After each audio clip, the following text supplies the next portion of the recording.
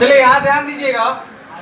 देखिए ये कंप्लीट मादा प्रजनन तंत्र का फिगर दिया हुआ है, ठीक है। इसको देखिए एक्सप्लेन करते हैं और बारीकी से इसका नामकरण करते हैं, समझिएगा। हाँ यहाँ ध्यान दो, बात नहीं करो बुआ। देखिए सबसे ऊपरी भाग जो होता है उसको फंडस बोलते हैं, ठीक है। एक बात समझिएगा, ये जो गर्भाशय है, इस गर्भाशय में 3 गो भाग होता है, ऊपरी भाग, मध्य भाग और निचली भाग, और 3 गो परत होता है, बाहरी, मध्य और अंतः। सबका नामकरण करते हैं, समझिएगा। इसके बाद ये जो संरचना आप देख रहे हैं, नलीनुमा संरचना, इसको फैलोपियन ट्यूब बोलते हैं। इसी का एक और नाम है ओविडक्ट। ओविडक्ट देखिए, निषेचन नली है ओविडक्ट। अभी यहाँ पे जितना चीज हम लिखा रहे हैं सब इंग्लिश में रहेगा, डरने की बिल्कुल भी जरूरत नहीं है। एक एक चीज सिखा देंगे हम और आपको अपने से बनाने आ जाएगा। ये आप देख लीजिएगा। जब हम इसका एक्सप्लेनेशन करेंगे, ठीक है, जब इस बारीकी से सबका रिटन बेस में एक्सप्लेनेशन करेंगे, तब हिंदी इंग्लिश दोनों में लिखा। अभी जगह नहीं है, इसीलिए केवल इंग्लिश में ही लिखते हुए चले जा रहे हैं। और विशेष जानकारी लेना है तो बुक में दिया हुआ है, वहां पर भी पढ़ लीजिएगा। कुछ काम आप लोग भी किया कीजिए, जिससे हमको भी आसानी होगी, ठीक है। बाकी तो आगे हम लिखावे करेंगे और पढ़ावे करेंगे, ठीक है। इसको क्या बोलेंगे? फैलोपियन ट्यूब और ओविडक्ट, ठीक है। अब देखिए एक बात समझिएगा, यहाँ थोड़ा समझिएगा। आपसे क्वेश्चन पूछा जाएगा कि निषेचन की भूमिका कौन अदा करता है, निषेचन कहाँ होता है? तो फीमेल के फैलोपियन ट्यूब में। अगर फैलोपियन ट्यूब ऑप्शन नहीं रहेगा, तो वहां पे ऑप्शन रहेगा एम्पुला। क्या रहेगा? एम्पुला। अब बात को समझिएगा, एम्पुला कहाँ लिखल है उसको समझिए। एम्पुला कहाँ लिखल है उसको समझिए। फैलोपियन ट्यूब में 3 गो, फैलोपियन ट्यूब में 4 गो भाग होता है। एक ये भाग होता है, 1 2 3, और यहाँ पे एक भाग होता है 4। जब हम पार्टिकुलर फैलोपियन ट्यूब को पढ़ाएंगे तो उस समय ऐसा ही डायग्राम बनाएंगे और फैलोपियन ट्यूब के सारे पार्टीशन को वहाँ लिख देंगे। एक बार बता देते हैं उसका नाम क्या क्या है। इसको फिमरी बोलते हैं, इसको इनफंडिबुलम बोलेंगे। ये संरचना जो होगा इनफंडिबुलम होगा।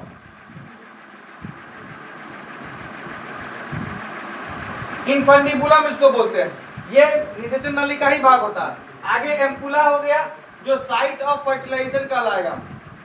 फैलोपियन ट्यूब का वैसा भाग जहाँ पे निषेचन की प्रक्रिया होती है उसे एम्पुला बोलते हैं। और उसके बाद फैलोपियन ट्यूब का वैसा भाग जो यूटेराइन वॉल, मतलब यूटेरस की सतह से, यूटेरस के दीवार से सटा होता है, उसे इस्थमस बोलते हैं। यहाँ पे इस्थमस होता है, आगे पढ़ाएंगे तो दिखा देंगे, ठीक है। नीचे आ जाइए, फिमरी, इसको फिमरी बोलते हैं, ठीक है। ये ये अंगुलीनुमा संरचना होता है ऐसे। देखिए इस जगह पे मान लीजिए कि यहाँ पे ये ओवरी है, ये क्या है? ओवरी है, और ऐसे रहेगा। जैसे ही ओवरी से ओवम निकलेगा तो ये फिमरी क्या काम करेगा? ऐसे पकड़ के ऐसे कैच कर लेगा, ऐसे। तो वो कैप्चर करने में, किसको कैप्चर करने में? ओवम को कैप्चर करने में मदद करता है ये फिमरी, ठीक है। नीचे इसको बोलते हैं ओविडी, अंडाशय। ओवरी मतलब अंडाशय। मादा का प्राथमिक जनन अंग होता है अंडाशय। इसी के भीतर जो है ओवम का निर्माण होता है, ठीक है। ओवम का, अंडाणु का निर्माण होता है। अब आते हैं इस जगह को। ये थैला है जिसको यूटेरस बोला जाता है। यूटेरस को बुम्ब भी बोला जाता है, और इसका एक और नाम है हिस्टा।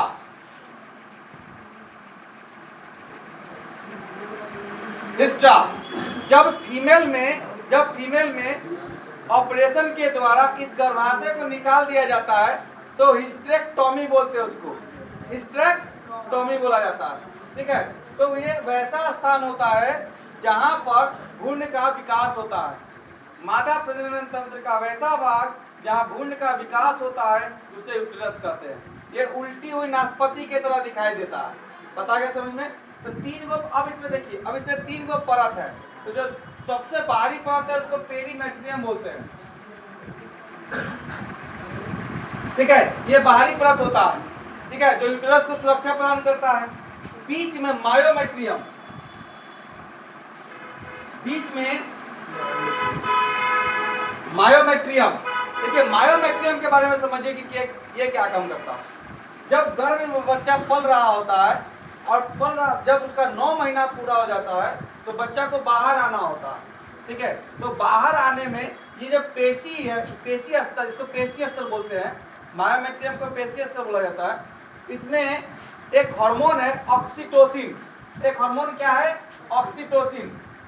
देखिए ऑक्सीटोसिन, इस हार्मोन के मदद से इस पेशी के भीतर, मायोमेट्रियम के भीतर एक प्रेशर बनता है जिसको संकुचन बोलते हैं, ठीक है। संकुचन के कारण ही बच्चा जो होता है वो आगे की तरफ मूव कर पाता है। ये बच्चे के डिलीवरी के समय इस मायोमेट्रियम का बहुत बड़ा योगदान होता है। जब बच्चा प्रसव के दरमियान जब बच्चा जन्म ले रहा है तो उस समय मायोमेट्रियम का बहुत बड़ा योगदान होता है।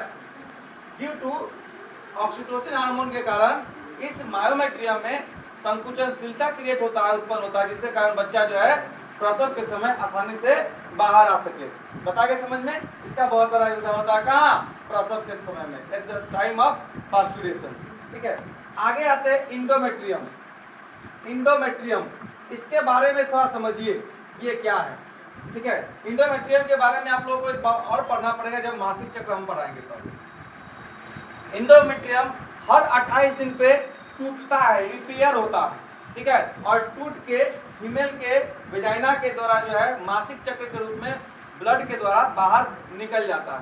उस ब्लड में उस मासिक चक्र के दौरान जो है दो चीज होता है, एक होता है अनिषेचित अंडा और एक होता है इंडोमेट्रियम वॉल। ये हर 28 दिन पे रिपेयर होते रहता है।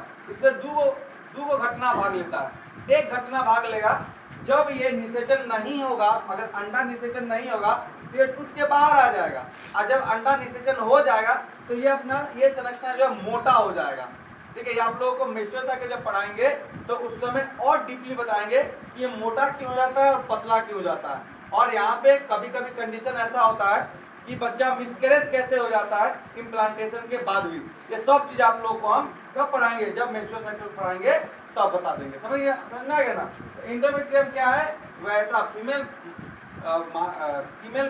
के गर्भाशय का वैसा परत जो प्रत्येक 28 दिन पर टूटता है, ब्लीडिंग के द्वारा वो बाहर आ जाता है, ठीक है। अगर प्रेग्नेंट हो गई फीमेल तो ब्लीडिंग के द्वारा बाहर नहीं आएगा। हालांकि जब एक फीमेल जो है गर्भवती होती है तो उस समय ये मोटा हो जाता है, और जब गर्भवती नहीं होती है तो उस समय क्या होता है? ये पतला होता है। इसी कारण टूट के गिर जाता है। मोटा करना, पतला होना, सब के पीछे हार्मोन का लोचा है।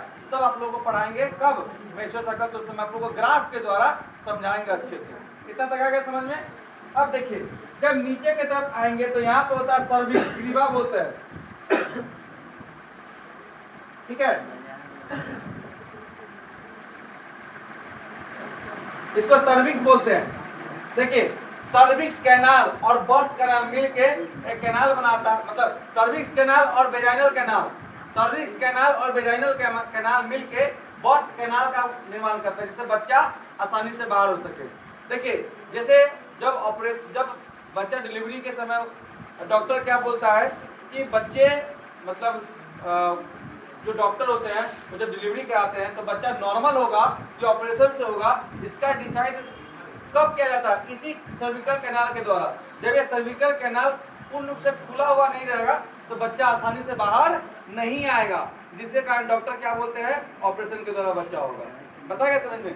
देखिए इस कैनाल को पहले के समय में, आज से अगर आप लोग अपने दादी परदादी के समय में देखिएगा या आपके मम्मी के समय में देखिएगा तो उस समय ऑपरेशन ज्यादा हुआ नहीं करता था।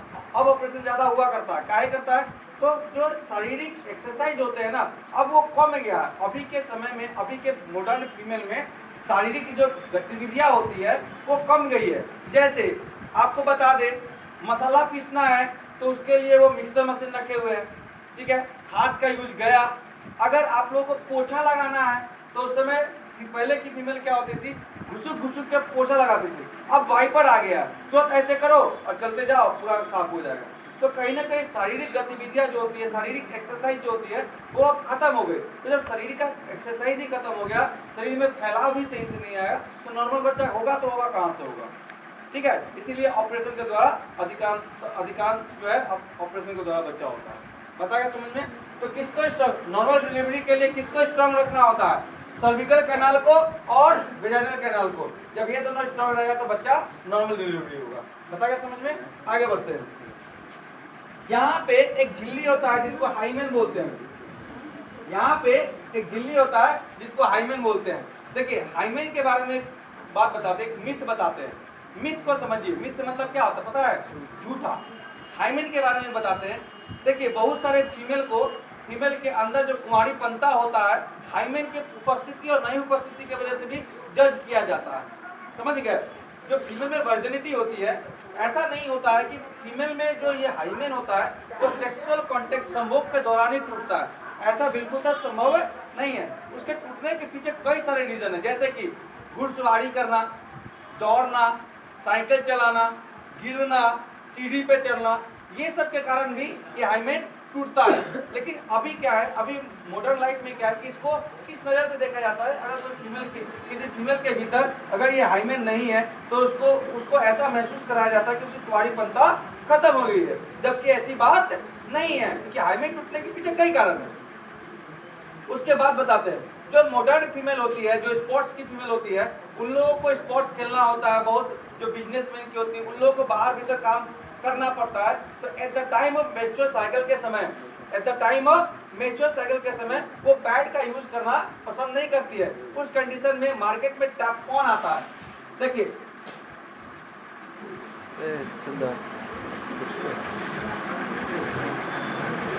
एक टैम्पॉन करके ऐसे आता है, ये वाला, ये एक संरचना होता है जो फीमेल अपने मेंस्ट्रुअल साइकिल के दरमियान जो है इसका यूज करती है, जिससे ब्लड जो निकलता है वो सोख लेता है। तो इसके कारण भी, क्योंकि इसको अगर इसको फीमेल यूज करेगी तो जाहिर सी बात है वो फीमेल के वेजाइना को पेनिट्रेट करेगी, तब तो ये अंदर जाएगा। तो इस कारण भी जो है हाइमेन टूट जाता है। तो ये मिथ है एक, इसमें विश्वास नहीं करना है। पता है समझ में? चलिए आगे बढ़ते हैं। जो पढ़ी लिखी फीमेल होगी उसको पता चलेगा ना कि एक्चुअली साइंस क्या कहता है, पढ़ाई क्या कहता है। जो पढ़ी लिखी नहीं रहेगी तो सबका बात मानवे करेगी। पढ़ाई इसीलिए किया जाता है कि जानकारी हम लोगों को मिले। फीमेल को लेके 2 क्रसेस होती हैं। एक क्रसेस को बता दिए, उसको 2 चीज से बहुत जूझना पड़ता है।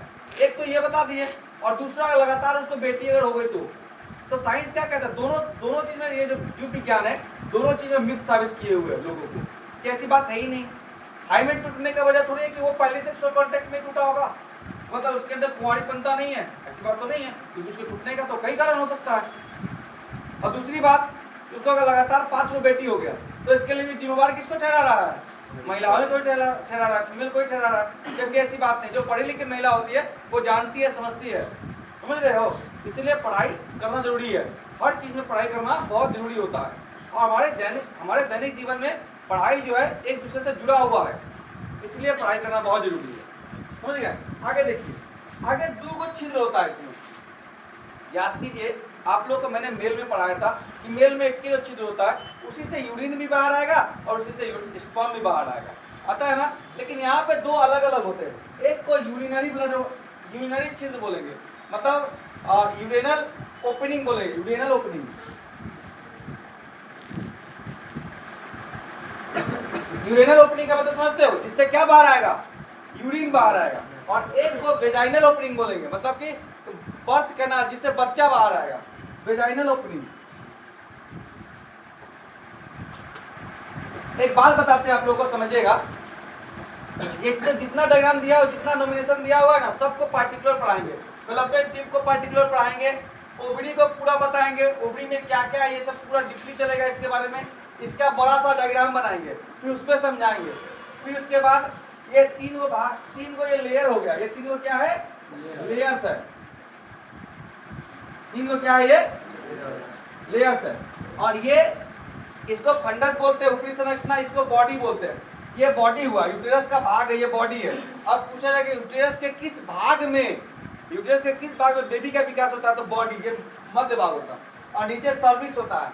सर्विकल कैनाल और वेजाइनल कैनाल मिल के बर्थ कैनाल। जब तक ये सर्विकल कैनाल अलाउ नहीं करेगा कि बच्चा बाहर है, तब तक बच्चा बाहर नहीं आ सकता है। आ गया बस समझ में? चलिए, इतना तक में किसी को कोई दिक्कत है पूछ लीजिए।